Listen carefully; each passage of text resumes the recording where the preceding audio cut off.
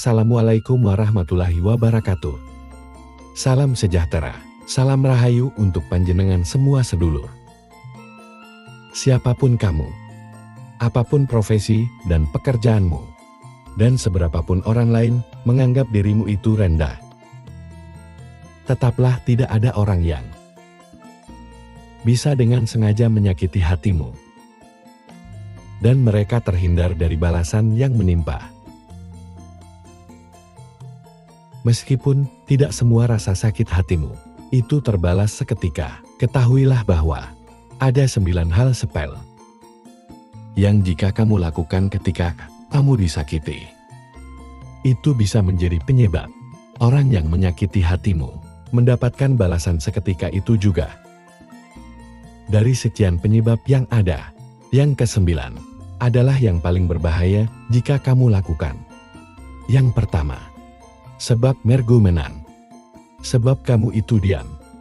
Artinya, ketika disakiti dengan kata-kata maupun perilaku, kamu itu diam saja, tidak lantas langsung membalas. Menyakiti dengan kata ataupun dengan perilaku, ini adalah sikap yang menggambarkan ibarat hatimu itu adalah sebuah pohon besar yang berdiri kokoh dan kuat, yang dipukul dengan menggunakan tangan yang tidak bereaksi, tidak terpengaruh, dan bergerak sama sekali untuk membalas, tetapi tangan yang memukul menjadi luka, berdarah, dan kesakitan. Lalu yang kedua, sebab sumingkir. Sebab kamu menjauh atau menghindar. Dengan menghindar, untuk berdekatan dengan orang yang menyakiti hatimu seketika. Dan kamu pun menghindarkan hati, juga perasaanmu, agar tidak merasakan sakit hati, lalu membalas menyakiti hati. Maka dia sendiri orang yang menyakitimu, yang akan semakin menjadi tersiksa, karena hatinya semakin menarik kekuatan-kekuatan buruk, energi-energi yang negatif di sekitarnya. Lalu yang ketiga, sebab males kelawan eseman. Sebab kamu membalas sakit hati yang kamu rasakan dengan senyuman. Ketika hatimu disakiti, tetapi seketika itu kamu bisa membalas orang yang menyakitimu dengan senyuman, atau kamu tidak menunjukkan sakit hatimu, maka seketika itu juga orang yang menyakiti akan lebih sakit hati dibanding sakit hati yang kamu rasakan. Karena ketika orang yang menyakitimu itu berharap kamu akan sakit hati, tetapi malah dia melihat senyumanmu, maka dia akan menjadi sangat kecewa terus-menerus dan dia menjadi bingung sendiri. Yang keempat, sebab nurmak murku. Sebab kamu mampu meredam kemarahanmu sendiri.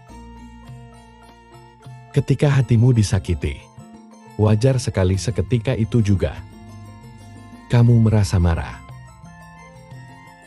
ingin marah, dan ingin membalas. Tetapi ketika kamu bisa meredam amarahmu sendiri, jika tidak dengan mengendalikan pikiran dan emosimu atau perasaanmu, tentu yang pertama kamu lakukan adalah dengan mengendalikan keluar masuknya nafasmu, mengatur iramanya menjadi stabil dan pelan, maka emosi dan juga pikiranmu akan terkendali. Dan ketika kamu menjadi tenang, maka saat itulah muncul penyebab yang kelima ini, yaitu merintah kelawan doyani pikir. Disebabkan karena kamu bisa tidak membalas, tetapi bisa kamu melawan dengan kekuatan pikir NMO. Kamu menjadi memiliki kemampuan daya pikiran yang sangat kuat. Contohnya, ketika hatimu disakiti dan kamu tidak membalas, tidak bereaksi, kamu mengembalikan daya tersebut dengan kekuatan pikiranmu.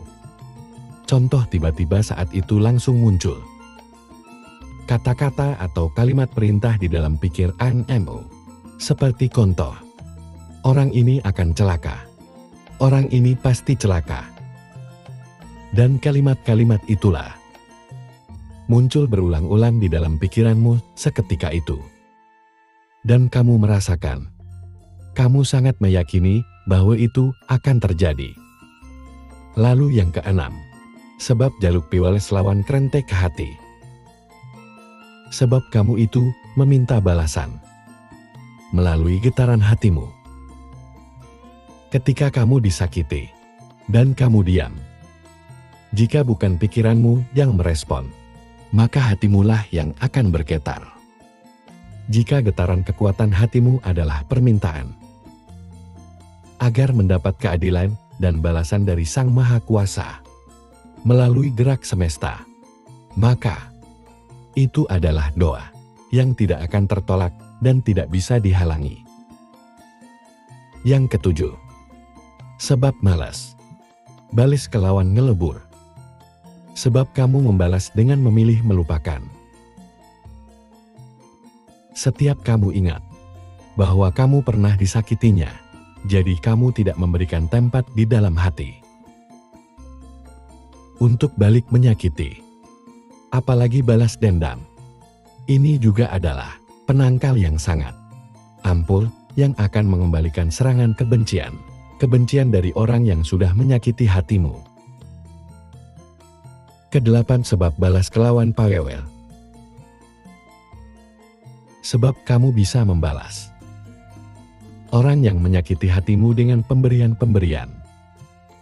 Ketika kamu disakiti atau pernah dikecewakan oleh orang, tetapi kamu malah memberi sesuatu padanya, seolah kamu itu menganggapnya dia tidak pernah menyakiti, maka seketika itulah kamu akan melihat keajaiban dari